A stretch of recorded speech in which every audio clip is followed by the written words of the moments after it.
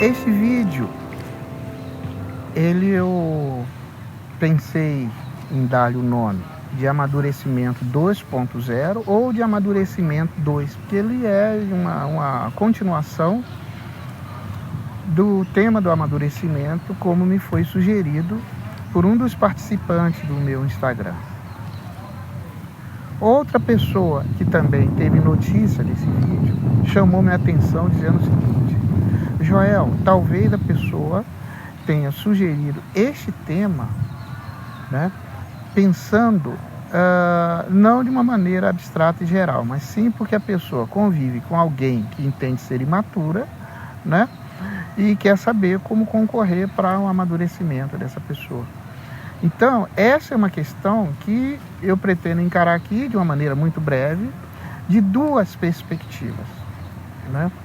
Uma perspectiva é da perspectiva, se a hipótese desse comentarista ao meu vídeo tiver certo, da perspectiva dela, ou seja, uma pessoa de fora olhando para outra e tensionando promover o amadurecimento da outra pessoa, né? Essa é a primeira perspectiva.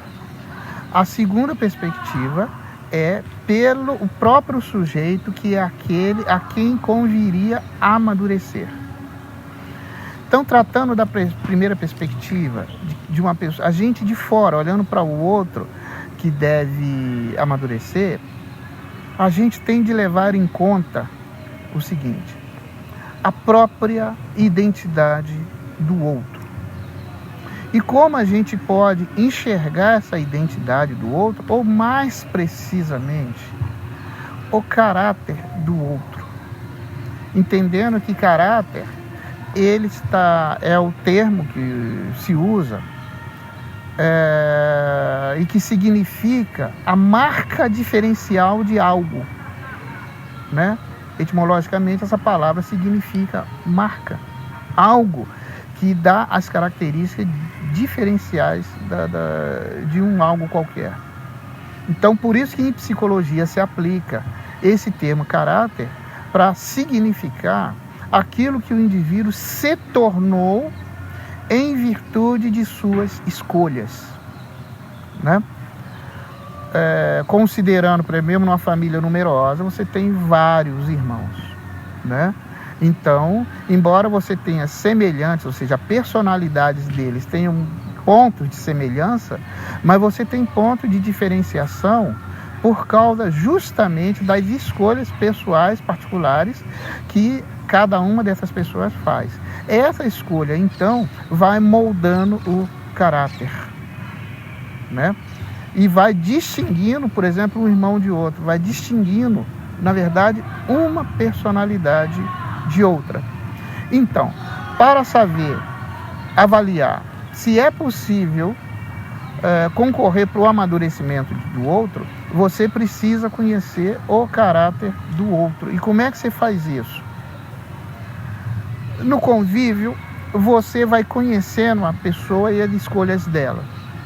Ela fala da família, fala dos parentes, dos tios. Se não falar, você dá um jeito de saber.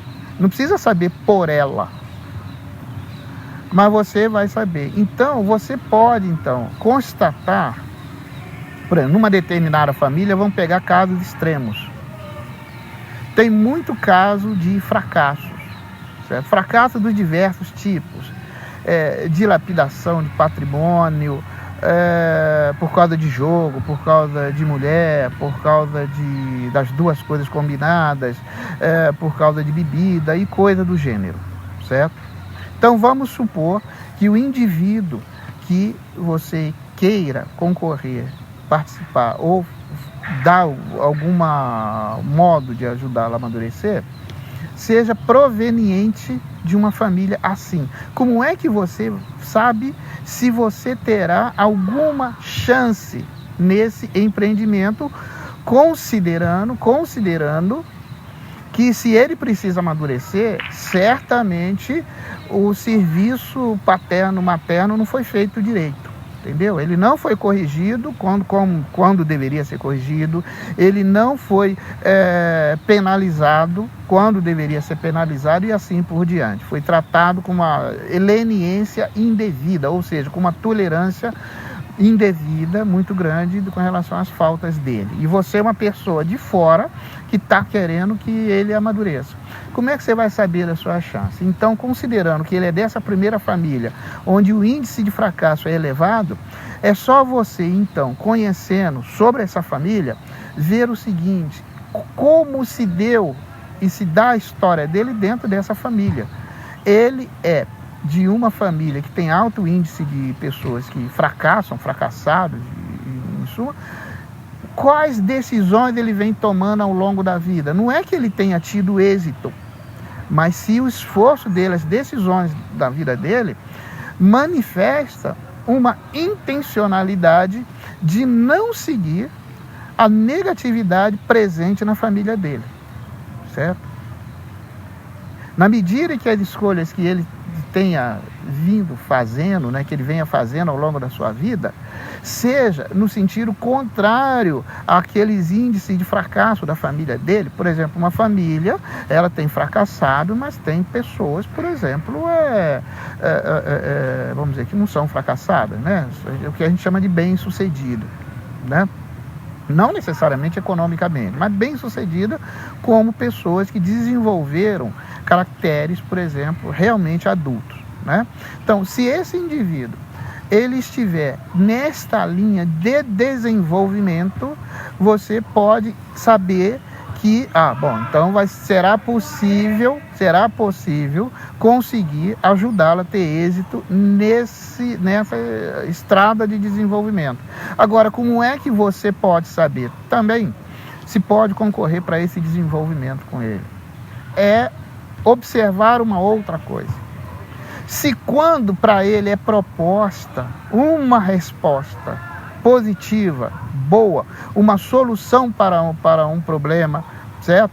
Então, por exemplo, o indivíduo ele tem determinado hábito, por exemplo, vamos dizer assim, ele não consegue viver sem amigos, sem o convívio com o outro, sem uma jogação de conversa fora e coisa do gênero. Aí você ou alguém vira para ele e fala: olha, eu acho que é melhor você parar com esse tipo de coisa, moderar um pouco, porque esse interesse de você viver bem com todo mundo não dá certo, isso daí não dá certo, né? Na sua família, isso aí é um dos elementos na raiz do fracasso, essa de querer agradar todo mundo. Se ele ouvir isto, e isto dá alegria para ele, isso eu estou citando isso apenas como um exemplo, ou seja, quando você apresenta uma solução, uma proposta que soluciona as dificuldades dele, e você nota nele alegria, então você está na rota certa. Agora, quando você fala isso e nota nele somente tristeza, certo?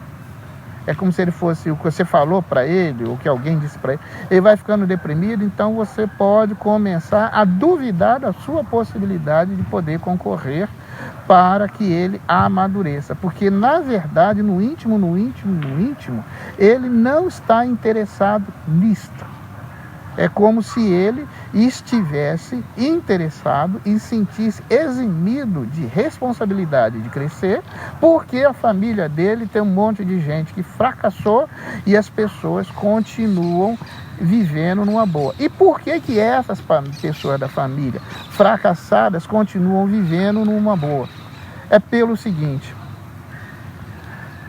os familiares que não são os fracassados ficam no pé desses fracassados e falam: se você fizer isso vai dar errado, vai ser isso, vai acontecer isso, vai ser aquilo. Mas quando a pessoa está numa dificuldade enorme, essas pessoas que não são as fracassadas vão lá e dão uma força para o indivíduo. Então, ao elas fazerem isso, ajudarem, seja economicamente ou de outra maneira, eles estão, na verdade, negando em ação o que eles estão falando para a pessoa. Porque a pessoa fracassada fala: poxa, esse cara fica me falando que eu continuando assim, a minha vida vai dar mal, vai ficar assim, assado, coisa e tal, e até agora eu estou vivendo numa boa. Mas ele está vivendo numa boa porque ele tem a ajuda dos não fracassados. Então, a maneira de ajudar o indivíduo a amadurecer, nesse caso, é assim: dá o conselho, mas puxa o tapete. entendeu? Dá o conselho para ele, alegrou com o conselho, ele começa a tornar uma questão da vida dela, ela seguir esse conselho, certo? Seguir essa solução que foi dada para ela, tudo bem.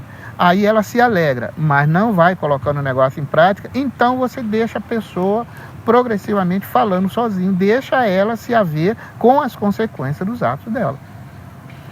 Pensando na segunda hipótese também, de uma família que seja o contrário, com baixo índice de fracasso, certo? Esse fracasso pode ser de natureza moral, pode ser de natureza econômica, pode ser de natureza física, ou seja, tem várias possibilidades, né? No momento que você conhece essa história familiar, você tem de fazer do mesmo modo como no caso anterior. Você compara as decisões dessa pessoa com aquilo que foi decidido e é decidido pela família. Na medida em que a família tem um baixo índice de fracasso e essa pessoa a quem você quer concorrer para o amadurecimento vai tomando decisões que vão numa rota contrária, esse é mais difícil de você ajudar. Por exemplo, é mais fácil você ajudar um indivíduo pobre, de baixas condições, certo? A elevar-se, certo? E é mais fácil você dar-lhe conselhos e coisas do gênero, ou seja, exercer um papel de autoridade ou intelectual ou moral com ele, do que alguém de um padrão socioeconômico, por exemplo, mais elevado que o seu. Porque ele pode ter caído, está fracassado, está abaixo de você socioeconômico agora. Mas a estrutura psicológica dele é própria de uma época em que, de fato, ele comia e arrotava caviar, entendeu? E mesmo que ele empobreça, está comendo só salame, e queijo barato, ele vai continuar achando que está arrotando caviar. Então, conselho, autoridade intelectual e moral sobre ele é muito difícil, é muito pequena. Ele só vai escutar a pessoa, no mínimo, que manifestar os sinais exteriores de riqueza. Então, neste caso, a mim parece que o prognóstico de êxito de sua parte, que está querendo amadurecê-lo, é pequeno, né? Então, o caminho do amadurecimento, por quem está de fora, eu entendo que deve seguir esse mesmo princípio. Você compara o indivíduo e o caráter que ele tem ou que ele está formando com aquilo que já deu certo ou não na história familiar dele, certo? Isso vale tanto para o de história familiar com alto índice de êxito, moral, econômico, profissional, social, aí os critérios variam, né? Quanto aquela pessoa que vem de uma família de alto índice, baixo índice de desenvolvimento. Quanto a coisa pela perspectiva do indivíduo, ele entende que ele tem uma falta de maturidade, certo? Como é que a coisa pode ser vista pela perspectiva dele? A primeira coisa que ele deve fazer nesse sentido é ele aprender a nunca reclamar de nada. Entendeu? Ele não reclamar de nada. E ao mesmo tempo, ele passar a dedicar parte da vida dele a resolver problema dos outros. Tipo, ele pensar numa qualificação profissional que permita a ele resolver problemas, por exemplo, pelos quais ele não se interessa de maneira alguma, mas que interessa a alguém ou ao outro que está querendo ajudá-lo. Entendeu? Porque o amadurecimento do indivíduo é diretamente proporcional ao aumento da tolerância dele ao sofrimento. Não existe possibilidade de amadurecimento sem sofrimento, de amadurecimento sem escolha. Da mesma maneira que uma semente, ela não gera a planta se ela antes não morrer, entendeu? Tem que ser enterrada, morrer, coisa e tal, para poder então gerar planta. Da mesma maneira, o amadurecimento, ele não é possível sem sofrimento. Então, pela perspectiva do indivíduo, é bom, basta ele saber que ele amadurece na medida em que ele aumenta voluntariamente a resistência dele ao sofrimento. Ele deixa de pensar que a vida é injusta, que ele não merece isso, não merece aquilo ali, e aceite a vida, aceite a realidade das coisas como sendo o melhor para ele. Cada sofrimento, ele deve meditar e deve pensar qual é a causa pessoal de isto estar ocorrendo comigo, a minha causa pessoal. Pode não ser por causa pessoal, mas mesmo assim pensa, qual é a causa que eu dei para ser possível isso acontecer, né? Este sofrimento que eu estou sofrendo, eu vou tentar encontrar um sentido para ele. Certo? Não vou rejeitá-lo, não vou reclamar nem externa, nem internamente. Não vou cair nessa de dizer, Deus, ou sei lá, quem mais for, é injusto comigo, entendeu? Não, nada disso. Então, eu entendo que o amadurecimento deve seguir um pouco para a reflexão a respeito da possibilidade de proporcioná-lo ao outro ou de se proporcionar, levar em conta esses critérios que me parecem bons, que todas as vezes que eu os apliquei à situação prática, eu pude obter, ou a pessoa pôde obter, resultados relevantes. É isso que, por hora, eu queria dizer a respeito desse assunto. Este assunto eu pretendo complementar um pouquinho mais quando eu tratar da questão da amizade. Não é possível ao ser humano viver sozinho, porque como ser humano ele tem um dom da fala e tem um ditado que diz: a natureza não coloca nada inútil na criatura. Então, se o homem tem o dom da fala, não é para conversar nem com bicho e nem com anjo, que nenhum dos dois, um não entende o que está sendo falado e o outro não precisa, né? É para conversar um com o outro.